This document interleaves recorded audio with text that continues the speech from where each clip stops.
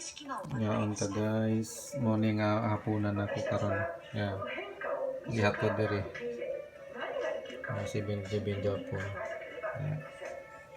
Ikaon sige tanaw TV.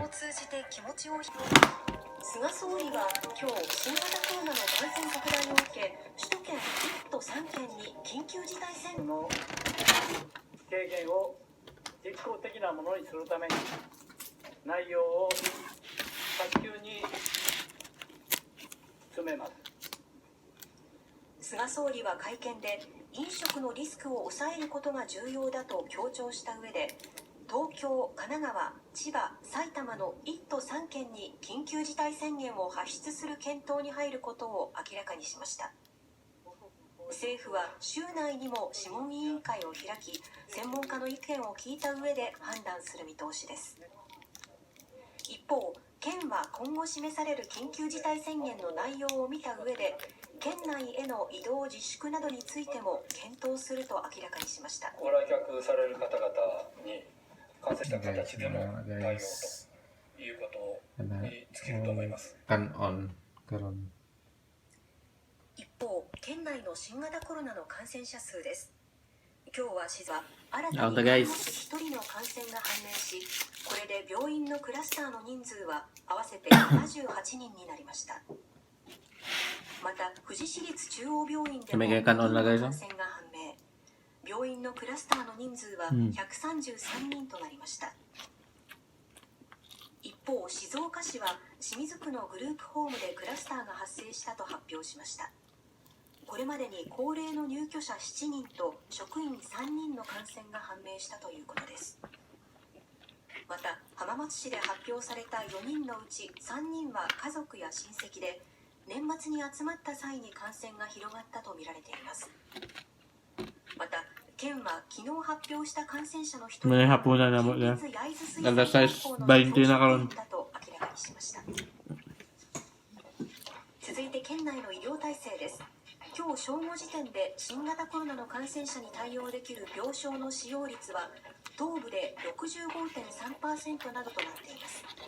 県全体では412床のうち165床が埋まり、重症者は5人です。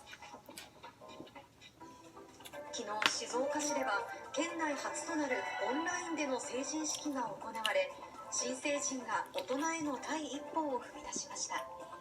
一方で、市の直前すぎる開催方法変更に批判の声も聞かれました。昨日、静岡市内のフォトスタジオには朝から晴れ着を身にまとった新成人の姿がありました。はい、笑顔ですね。もう一枚いきます。特に女性陣笑顔でいきましょうね。コロナ禍で迎える一生に一度の成人式。フォトスタジオもこの日のために万全の体制を整えていました。Untuk bulan yang tepat nih, 14 days. 撮影プランも例年から大幅に変更し、主力だった着物のレンタルのプランを撮影中心のプランに切り替えたということです。一方で、例年とは様変わりした成人式とあって混乱もあったようです。静岡市の成人式をめぐっては、当初、市は静岡草薙球場に4308人の新成人らを集めて実施すると表明し、参加者には2週間前の規制と健康管理の徹底を呼びかけていました。